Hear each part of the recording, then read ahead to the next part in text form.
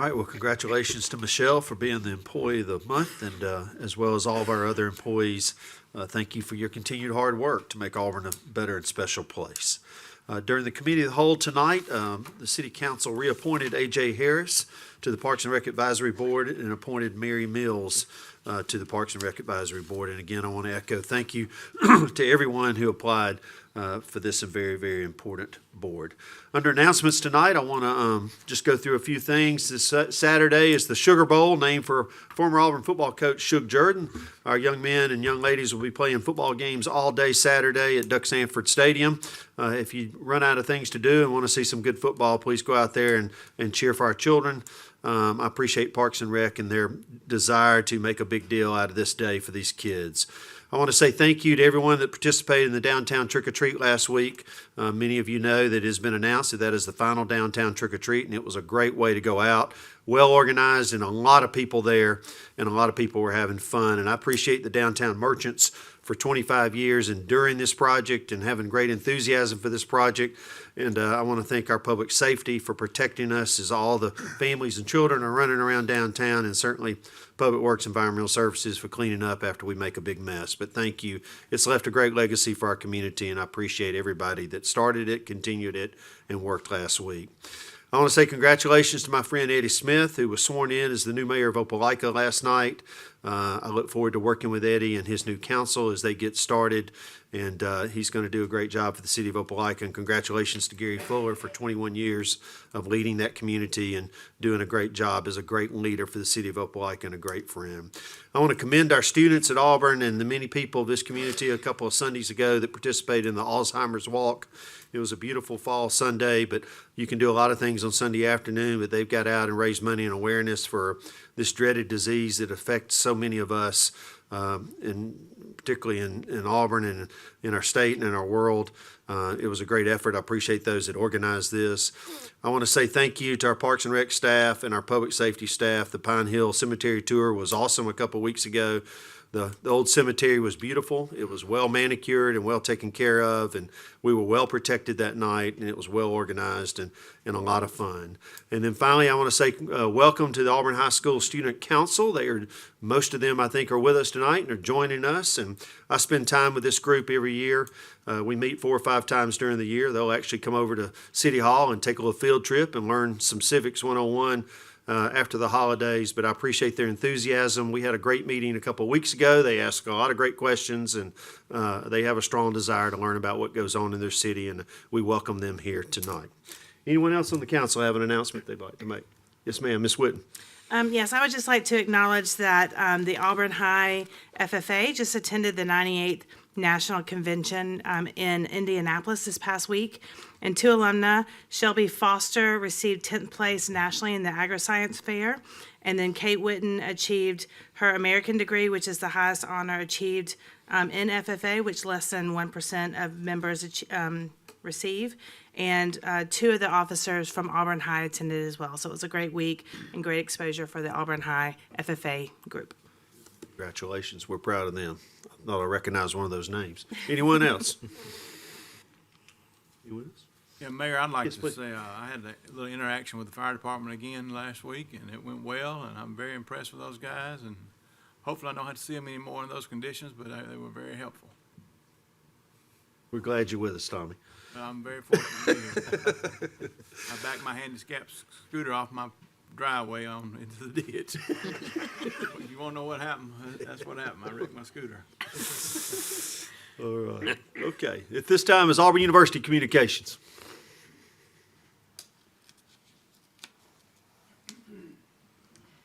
Good evening, everyone. My name is Vera Smith-T, and I'm serving as the Executive Vice President of Outreach this year in SGA, and I'm here to give a report on behalf of the Auburn University SGA. The Wire Road Sidewalk is set to begin construction in January. This project was in collaboration between the City of Auburn and Auburn University and will help to ensure the safety of Auburn students and residencies. One of the items on the agenda for tonight is the moratorium for the construction of new student housing on West Glen. Auburn SGA is very grateful that the 2 pre-approved student housing projects on West Glen are proceeding as planned, which combined with the student housing being added on campus will add around 2,500 beds in the next few years.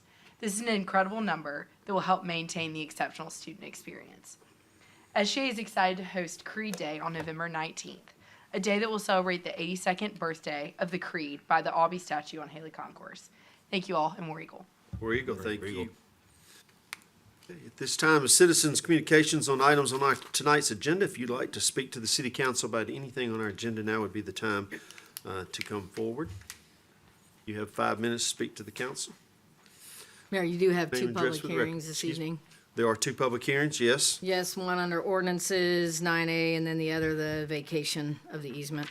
Okay, so if you'd like to speak to us on item 9A or 9B, is that 9? or 10B. 10B, please wait till then. But if not, now's your time. Yeah, mine's gonna be real short, just concerning 8D, 1 through 8. It's just concerning the purchase of those vehicles.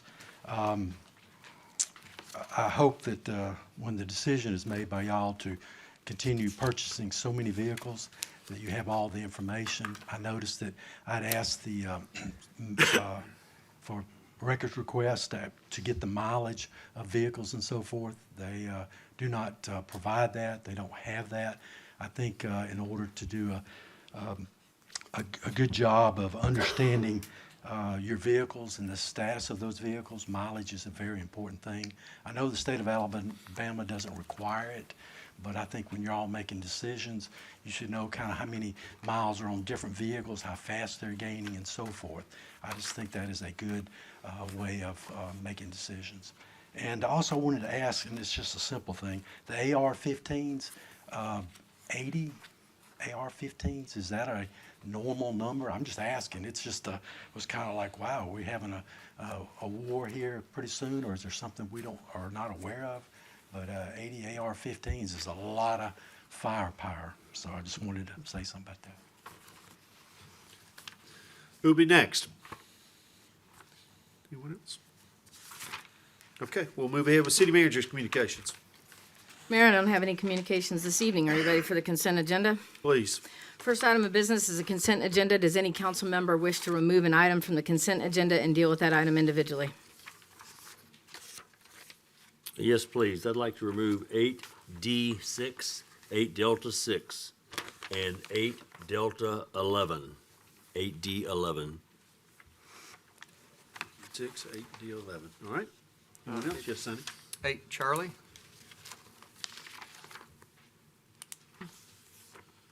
Okay. Anyone else? Yes, Max? 8B3. 8B3.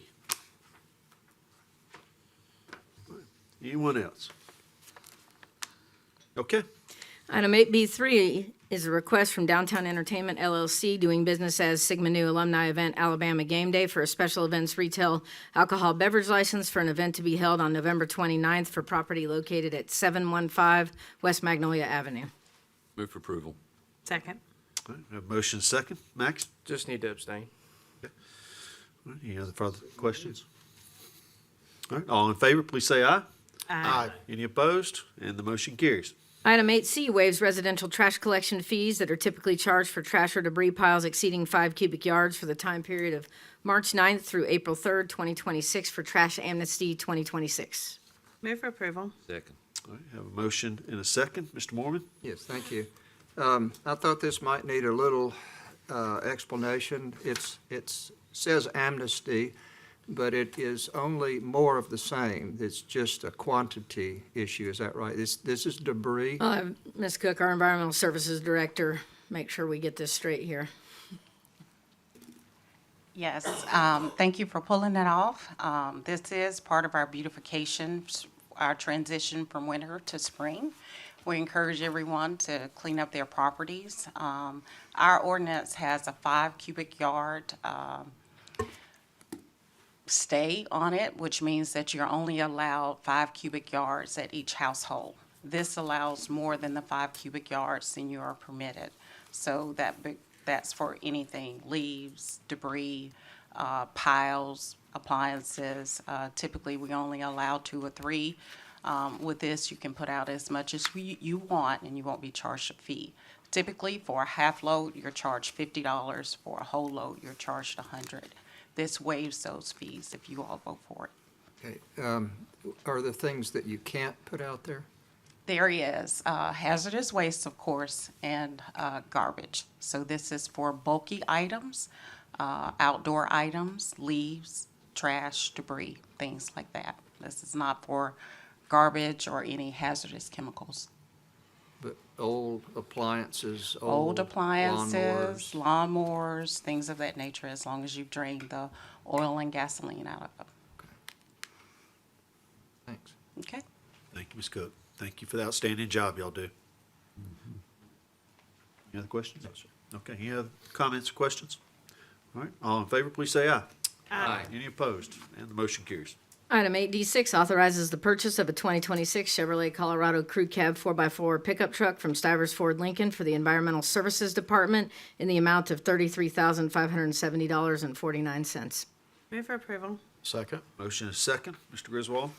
Yes, I notice this is a expansion vehicle. What's the reason for that? It's an expansion vehicle, as the memo in the packet states. This vehicle be used by our solid waste enforcement officer in the solid waste division. They do not currently have a vehicle, as that is a relatively new position. Katrina. And in order to perform solid waste enforcement, they need a vehicle to drive around in. And there's not another vehicle available within the whole environmental Katrina, services you wanna- division. I know this is a dedicated vehicle for that one person, but it seems like, This is a dedicated vehicle. Solid waste enforcement is 40-hour-a-week job. We have two officers. One is currently using a recycling vehicle that was purchased with a grant, and they're using it for recycling. So when we purchase items with grants, they can only be used for those particular things. So she can't police garbage or trash. She can only police recycling. So with the purchase of this vehicle, she's allowed to look over garbage and trash debris piles. And Katrina, one of our purposes of enforcement too, we have to be extremely careful about mixing streams. We get fined by the recycling thing, but also this is people not putting their garbage cans up. It's various and sundry violations of contamination. That's correct. Yep. That's correct. Thank you. And no, we do not have another vehicle. Fleet Services has a spare pickup truck or two that we rotate throughout the city, but they're not widely available. They are not For use widely by your people. available. They are for individuals that are having their vehicles serviced. Thank you. thank you. You good, Mr. Griswold? Any other questions? No, that's it. Okay. Anything for anybody else? Okay, all in favor, please say aye. Aye. Any opposed? Nay? All right, one nay. All right, that motion carries. All right. Item 8D11 authorizes a contract with Walker Consultants to develop construction documents and perform construction administration necessary for routine maintenance of the Wright Street parking deck in the amount of, I think it was, I hope I had the right amount in here, I may have messed it up. No, it's $50,500. Move for approval. Second. I have a motion and a second. Mr. Griswold? Thank you again. I just have some questions about this one. Walker Consultants has already performed an assessment of the property, is that correct? That's correct. Okay, and, Correct. They completed their assessment and delivered the report in January of 2025. okay, so they completed it and that includes their recommendations. Correct. And now we're hiring the same company again to perform, design details to, Yes, sir. Put together our construction documents necessary to put it out to bid. and it also includes up to 4 on-site visits, I think. Correct. There's a level of construction administration I'm that's sorry, included. six site visits. Yes, sir. Okay, so we're gonna hire a third, or another company to actually do the construction. Correct. Do we have any idea how much that's gonna be? The estimate provided by the consultant is in the range of $400,000 to $500,000. Okay. And so we've got 50,000 now, and then another 400,000. And what do we pay to, perform the original assessment? The original assessment, I believe, was $14,400. Okay. So, I mean, this thing hadn't been in effect, in operation very long already. And we're already talking about over almost $500,000 more to keep it up and running, is that? Correct. There is This was expected when we approved the project. It's a poured-in-place parking garage. Walker was also, they are the premier consultants on parking garages. There are others. This is a structural element, and we have to maintain it in order to keep it in the best structural condition for it to live its 50, 60, 70 years lifespan or more.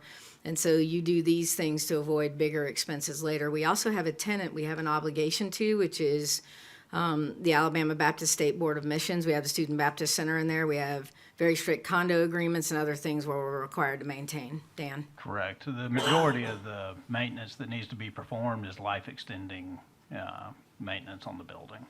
So most of it consists of water coating membranes or waterproofing membranes applied to the 7th floor deck. That'll be the majority of the cost of this first round of maintenance. Okay, so we shouldn't expect to see another 400,000 next year, right? We will have additional maintenance that we need to perform, and we've got a 5 and a 10-year plan of maintenance needs on that structure, but it's weighted heavily on the first year. So our costs are less each year thereafter. These traffic coating membranes they're not cheap. Okay, all right, thank you. How often will we do, how often do you estimate that we'll do these, that these maintenance? Is it yearly, or is it every 5 years, 10 years? It depends. So we'll update the condition assessment every 3 to 5 years, which will subsequently update the 5 and 10-year outlook on our maintenance needs. So we would make those decisions at that time. Yeah, but every 3 to 5 years is what is recommended for the condition assessment of structures of that type. And that will all reside in the capital improvement plan where it sits today and is budgeted. This is estimation, but do you estimate that on average, we'll be looking at like a similar cost to this throughout the life of this structure every 3 to 5 years? No, sir. Yeah, so these traffic coating membranes will last a significant amount of time. So again, our maintenance costs decrease over the next 5 to 10 years. Okay. But again, I'm a little bit reluctant to say more than that, other than we will reassess every 3 to 5 years. Gotcha. Okay, so we probably won't see another 400,000 next year. It'll be 3 to 5 years down the road. So next year, we will have roughly $200,000 to $300,000 in maintenance needs, and then it tapers off towards the end of the 5 and 10-year plan for the maintenance needs. So we're gonna pay them to oversee the company that's actually gonna do the repairs. Once they do the design, do we not have sufficient? We're not Staff. structural engineers on the In-house? staff. We do not have any structural engineers on the staff. They're in the business of doing this. We have a facility staff that maintains a variety of our buildings, but we bring consultants in for area of expertise we do not have. All right, thank you. Now, I will say they're not solely managing the project, so there'll be people in Public Works that keep an eye on them, but we're using their technical expertise to make sure the contractor is performing work that we don't have the know-how to know that it's done exactly proper. In accordance with the plans and specifications Okay. that they put together. I'm good, thank you. Megan, what's the activity on the parking deck now? Is it becoming more and more used? Tim or and Howard here. daily? I'll have, Mr. Howard will come up. We're seeing good results with our new parking management company, and I'll have him speak to that because he watches the data closely. Sure, thank you. Good evening. So yes, we are seeing continued uptick in usage of the Wright Street parking deck. I would say on any given day, we're probably somewhere ranging, I'll say any given weekday, ranging from somewhere between 130, 125 to maybe 150, 175 cars. Obviously, Thursday, Friday, game days, we're completely filling up. And so far, we've received really good feedback on the new equipment that we've put in place, and should be having the opportunity for Park Mobile rollout at the deck here probably within the next couple months as well. Okay, good. I also say, you got the email from a downtown employee, and I copied you all on that response, just reminding everybody that the parking garage was built to serve anybody using downtown for any reason. And the amount of 350 public parking spaces are available 24 hours a day at $1 an hour. Game Saturdays are the only day that it's a little bit higher of a price because we're trying to balance the market out. But it is rare, unless we're having a major event downtown, that the parking garage is full. And so when people say, well, I had to drive around, we put sandwich boards out in the Gay Street parking lot. We try everything to direct people to the Wright Street parking deck. So except for rare occasions, it is always available, and you don't have to feed the meter or any of those things. So that is why the council invested over $16 million in the project and is still investing in the maintenance thereof.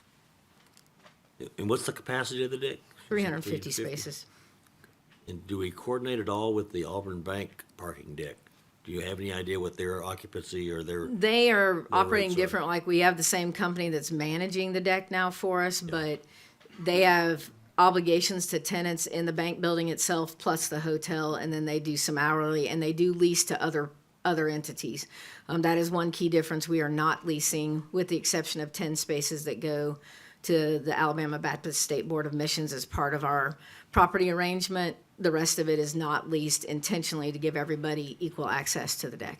So, no, do we have an idea of how many spaces are available to the public at the Auburn Bank, parking deck? At the moment, I don't. We would have to check with them. Okay, all right, thank you. Just because now that the hotel is open, some more space that they were using may be reserved by the hotel.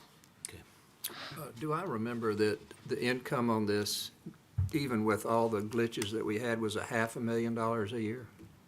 So for fiscal '25, it was 535,000, which was up about 11% over '24. So, and we hope to see that go up a little bit with the management company handling things for us. So would it be fair to say that from what we make on the deck, that we're able to cover some of the, at least, well, it obviously offsets some of the maintenance It will costs? offset some maintenance and so on, but is it fully offsetting debt service and everything else? It is not. This is very much, Well, not debt service. Yeah, no, but yes, Are we offsetting the maintenance costs? sure, it will offset maintenance and will offset the operation of the deck in terms of management Great question. with a little to spare. Yep. Any other thoughts or comments? All right, we have motion second. All in favor, please say aye. Aye. Any opposed? And that motion carries. Do I have a motion to approve the balance of the consent agenda? Mayor, I'd like to point out a couple on this agenda, the rest of it, I should have probably pulled it, but, the comment was made about 80 rifles for the police department. Director, if I may ask, Absolutely.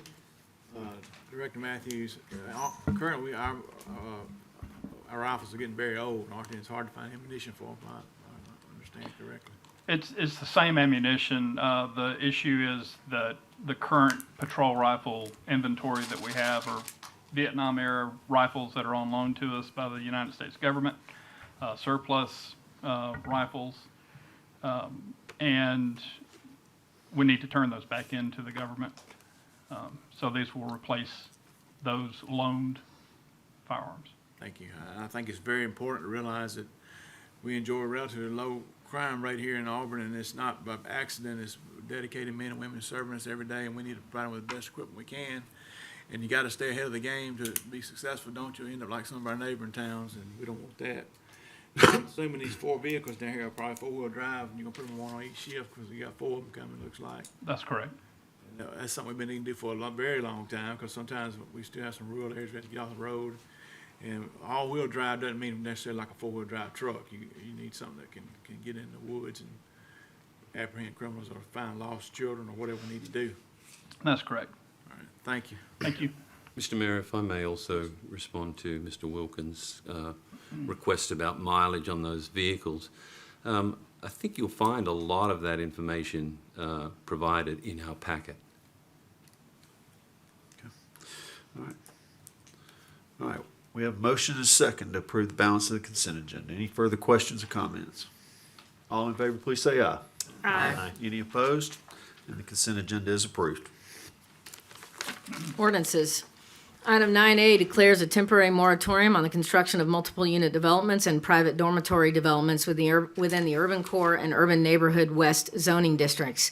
Unanimous consent is necessary and a public hearing is recommended. I would like to move to postpone this to a date certain of November 18th. Second.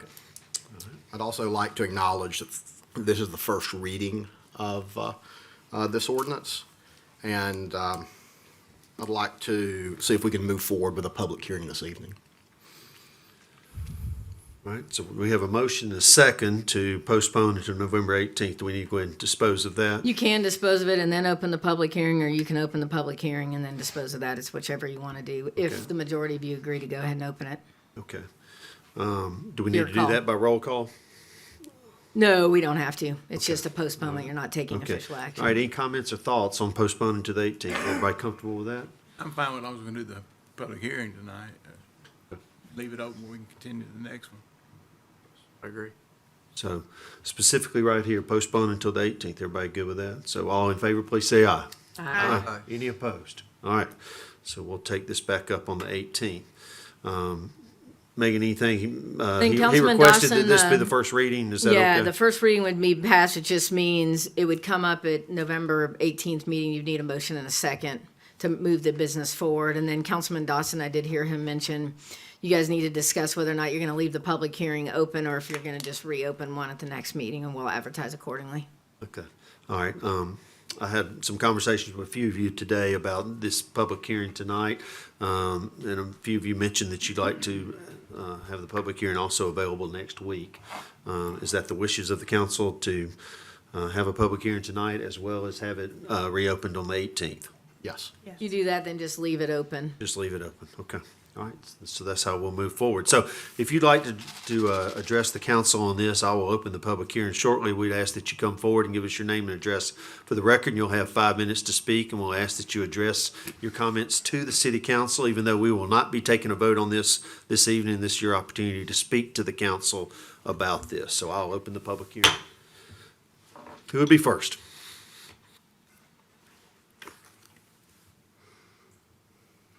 Anyone like to speak to the city council about this? Yes, sir.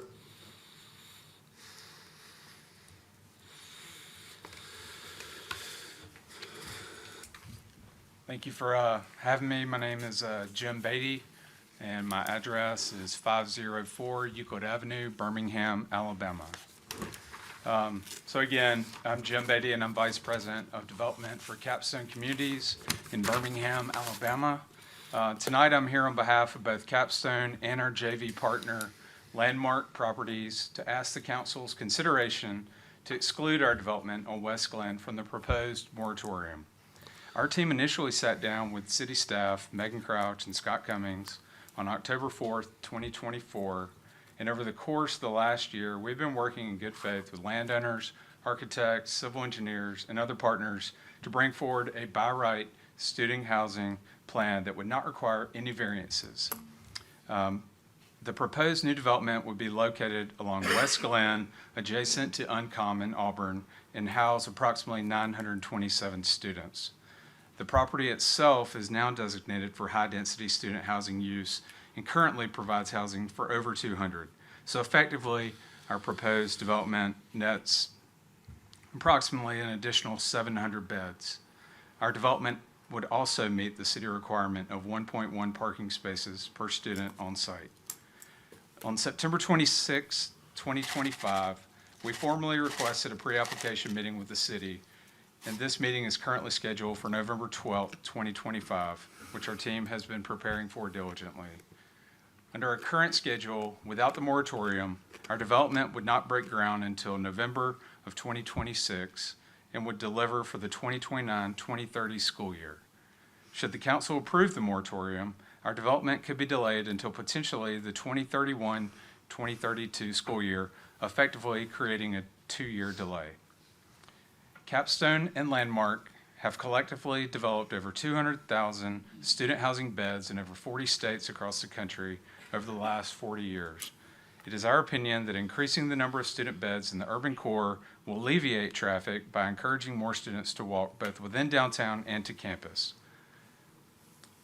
Considering our location is within walking distance of both campus and Auburn's downtown, we are confident our development will encourage more students to walk instead of drive. We are also prepared to study in detail the potential impact our development would have on both stormwater and sewer capacity, and we're willing to work with the city to find useful solutions to address any city concerns, including but not limited to traffic, stormwater, and sewer.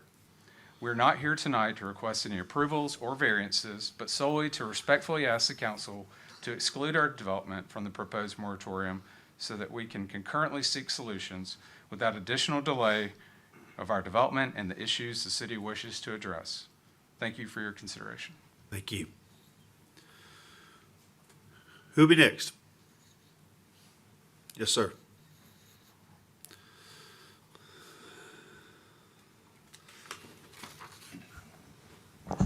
Robert Wilkins, 261 Denson Drive, Auburn, Alabama. I actually cut out half of this speech because I realized that it probably didn't pertain as much to it. So I felt like I better correct it, so I was doing it back there, editing.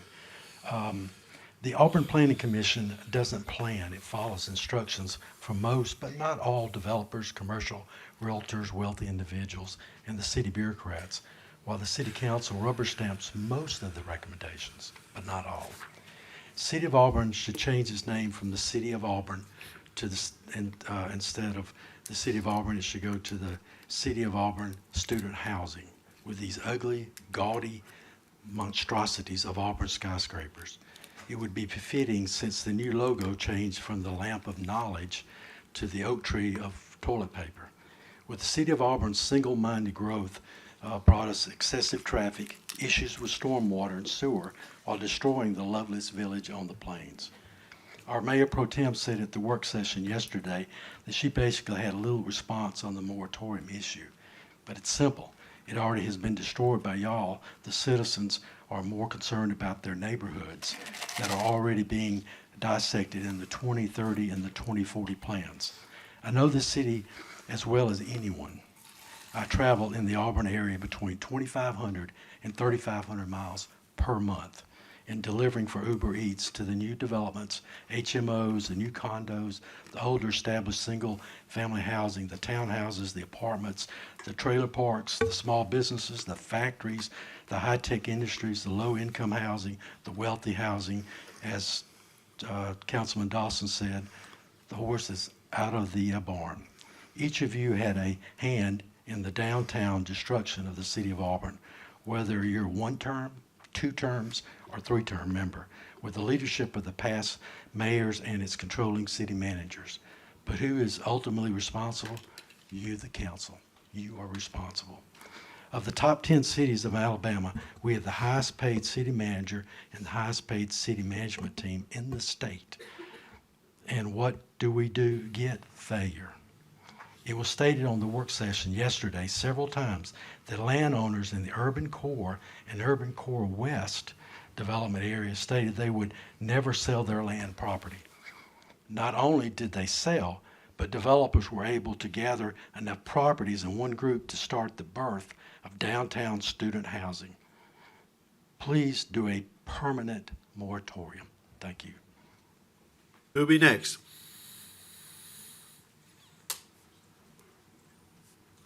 I've just got some quick questions from sitting in yesterday for about half the meeting. I'm Tom Haley, 1695 East University Drive. Don't want to be a complainer, want to be part of the solution if possible. I think we own one of the nicest buildings in downtown Auburn. I hate the word moratorium. I hope there's a way around going to that status. 2 weeks ago, we talked about a pause in 6 months. Last night, I heard 18 months. Don't know if that's where y'all are leaning or not, but those are the questions I have and would like to know. I like the idea of working it out with these guys. If that keeps us out of the moratorium business for the time, it takes a year or so to get a project approved. The economic development that comes from these things, I urge you to look at and do the calculations on ad valorem. It's tens of millions of dollars this town gets. Pays for a lot, can pay for a lot of infrastructure. The sewer and water access fees are $1 million for one of these projects or better. A lot of money. Doesn't come to me, but boy, does it pay for a lot of things, especially if we need infrastructure in downtown. I've said for 3 city council, city manager that we've had in the past, till you equalize the density on the outskirts of, on the perimeter of Auburn, you're 3 times the density in downtown Auburn as you are anywhere. People are going to tear buildings down and go downtown. You have much better access along the perimeter than you do downtown. We know that, right? I think it's time for Auburn University to build a few of these on their property. But that's my personal opinion. Again, I want to be part of the solution. I want to do anything we can to get rid of the term moratorium. It's bad for finance. It won't affect my building, but it is just a black cloud. And how we can manage through this for the future, we need to get in front of this. I hope now there'll be a pause and not fall off the cliff at 18 months. Just think about those things. I'm going to send you all some calculations on economic development because I think it's revealing the money. Now, do I know what it's going to cost in downtown? But that money can afford to condemn some corners and fix some intersections. Traffic's bad. I'm a proponent of knowing that because I drive in it every day. A lot of these intersections I've built that have failure marks, but it's grown around there and they need to be improved. But again, part of the solution. I don't want to be a complainer to this. I know what this city has meant to all of us and where it's going with a bright spot of Alabama. But let's keep it that way and try to get through this moratorium as fast as possible. Thank you. Who'll be next?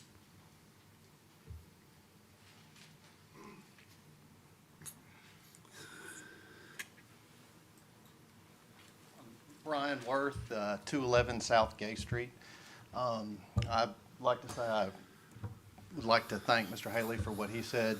I, too, am against this overall blanket moratorium. I am a primary stakeholder in the urban core. Not only am I the resident that lives the closest to the university probably, I also have 2 small businesses in downtown. So I see the traffic issues. I deal with the infrastructure and the water. Meg and I have had comments about that. I know those things have to be fixed. I live a block from the student housing. I live across the street from 680 beds that are going to go in the next 2 years from the university. I understand that, but also as a small business owner, I also understand that we need the traffic downtown to support the businesses that we have to make viable for the city. We have to provide not only the hospitality, but we have to provide the residents and the backbone that provides those people places to go and be. What I'm asking is for y'all to consider the blanket moratorium on the multi-family development or multi-unit development. I think with smart growth and I think with good communication between the council, the mayor, city manager, and the residents of the urban core, that something can be done in a smart growth way. But to just moratorium, no multi-unit development, really pigeonholes what development can be done. Per se, in the last ordinance that said if my house were to burn down or get hit by a tree, retail property has to go on that first floor. It's fine, I understood, I'm all for it, but what do you want me to put there, just a bar? Do you want me to put another bar right there in the outskirts, right there on urban core in the neighborhoods? Because that's what that limits it to, without looking at smart growth. Kim and I have done nothing but provide quality development in downtown, whether it's the breakfast restaurant at Stack's that we've most recently done, or the Collegiate Hotel saving Whittle Hall. There's ability to do smart growth in downtown and the urban core without having a blanket 18-month to 3-year moratorium. So I just ask you that you consider what this ordinance says and pull that part out of this ordinance or delay it for further discussion to have with some smart growth people. Thank you for your time. Yep, And I thank thank you. you for your service.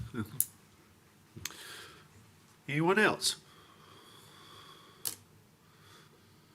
Okay, so we'll You're leave going to it. hit the gavel, you'll extend the public hearing to the November 18th meeting. Okay, so we'll extend the public hearing to November the 18th. I'll remind everyone that we will not be taking a vote on this tonight, but we will on November 18th. I appreciate the people who have spoken to us tonight. Certainly is incumbent upon all 9 of us to consider what you have said to us. Over the next 2 weeks, we are all available to be emailed, called, talked to about this if you'd like to do that. So, but we'll go ahead and move forward with our agenda. Resolutions. Item 10A1 authorizes the purchase of 2 grapple lightning loaders with hard box body from Environmental Products Group for the Environmental Services Department in the amount of $562,304. Move for approval. Second. All right, have a motion and a second. Any comments, questions? All in favor, please say aye. Aye. Any opposed? And the motion carries. Item 10A2 authorizes the purchase of 2 2025 Kenworth L770 dual steer 31-yard side loaders from Environmental Products Group from the Environmental Services Department in the amount of $893,376. Move for approval. Second. Have a motion and a second. Ms. Crouch, could you have Ms. Cook tell us what is the volume of calls and stops that they are making on a daily basis now? For which? Environmental Services. For recycling, for garbage, Both. for. Go ahead, Katrina. She's getting her exercise tonight. Thank you, Katrina. It's your night. Well, we have almost 20,000 customers, households that we service throughout the city. We provide 3 different services. So garbage, which is your solid waste that comes in the green cart. The blue cart, which has your recycling. And we've got about 16,000 customers that we service, in addition to the almost 20 in garbage. So that's 36. And then, of course, trash. So 1 out of every 10 houses, which was the grapple truck and the trash amnesty period that you guys will be enjoying. So with those stops, we're right at 1 million stops per year. And that's operating Monday through Thursday. Monday is our largest route. We have over 5,000 customers on our Monday route.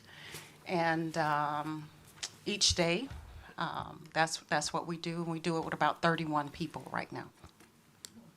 With people making million stops. That's correct. The grapple loader that you guys just approved helps us utilize our people a little bit different because it's replacing a 2-person vehicle that it took 2 people to operate. So with that, we can only have 1 operator. So that allows us to do more work with less amount of people. So thank you. Thank you. Yep. So, Katrina, let me ask you this. You said Monday through Thursday, so y'all don't have a Friday route? We do have a Friday route, but it's for our businesses that we service. And it's for any extra calls. But our primary days are Monday through Thursday. Friday we use as a clean day, so it takes care of our truck. We do minor repairs. Of course, these trucks making so many stops, we have a lot of hydraulic leaks. So we take that time to look over our truck to make sure it meets our expectation. We are inspected by the health department, so we always have to keep our trucks up and running correctly. Okay. And then you run on, when we have a holiday, you run Fridays. On holidays, like next week, Tuesday, will be a delayed route collection, and we will run on a Friday. Same way with Thanksgiving and Christmas. Okay. Worked hard. Thank you. Thank you. All right. Any other comments or questions? We have a motion and a second. All in favor, please say aye. Aye. Any opposed? And the motion carries. Item 10A3 authorizes the purchase of 12 2026 Dodge Durango Pursuit SUVs from Stivers Chrysler Dodge Ram for the police department in the amount of $555,513.88. Move for approval. Second. All right. Have a motion and a second. Any comments or questions? Yes, Mr. Griswold? Yeah, I'd like to point out that these are all replacement vehicles, they're not additional vehicles. And this goes in conjunction with item 8D8, which had the 4 previously deliberated items. So all 16 of these vehicles are replacement. And to address the question we had earlier, if folks will read the packet ahead of time, it has the specific year, model, and mileage for each and every one of these replacement vehicles in the packet. And the packet is fully available to the public. The same time we get it on Friday evening, we either get it a hard copy, plus we get a digital copy. All that information is available to the public on Friday evening. So it's there, and they're replacements, not new expansion vehicles. So I heartily support this. Thank you. Anyone else? All right, we have a motion and a second. All in favor, please say aye. Aye. Any opposed? And the motion carries. Item 10B is since to the vacation of a portion of the drainage and utility easement located at 4735 US Highway 280 West, and further authorizes the mayor and city manager to execute a quitclaim deed relinquishing the properties to Racetrack Incorporated. A public hearing is required. Move for approval. Second. A motion second. I'll open the public hearing. If you'd like to address the council, please come forward and give us your name and address for the record. You'll have 5 minutes to speak. Seeing no one, we'll close the public hearing. Any comments or questions from council? Ms. Crouch, can you just explain for those, this is a shared property between Auburn and Opelika, and that, I think there's a lot of confusion since it sits on the Auburn side. Who's in charge of overseeing the development and then also the sales tax dollars? We have been collaborating with Opelika. We do collaborate with Opelika on the daily, particularly our public safety folks, but all of our utility companies, so on, and this is no different. In the early going of this project, a very small, you'll see an Opelika street sign at Shelton Mill Road and US Highway 280 because the actual intersection is in Opelika, but there's a strange diagonal that runs through there that follows old kind of parcel lines, and so a corner of the gas station, including a corner of the mini mart itself, and some of the fueling pumps are on the Opelika side. The rest is in the city limits of Auburn, and then it's a housing and development behind it, Shelton Cove, that's in Auburn, and the one that's actually on 280 adjacent is in Opelika to make it fun for everybody to figure out what city they're in. However, we worked with the Opelika staff directly to determine that the majority of it was in Auburn, and we would be handling all development review, and we're still working through the tax side of it, Mr. Cummings. Yeah, we are in collaboration with the staff, and we had as the mayor mentioned earlier, we've had a new Opelika City Council elected, and there are no issues, but we're working through the tax side right now just to make sure we're all on the same page. Thank you. Any other thoughts or comments, questions? Okay. All in favor, please say aye. Aye. Any opposed? And the motion carries. Mayor, those are all the items of business we have for you this evening. Okay, this time we'll open Citizens Open Forum. This is your opportunity to speak to the council about anything that might be on your mind. We ask that you address those comments directly to the council, and you have 3 minutes to speak.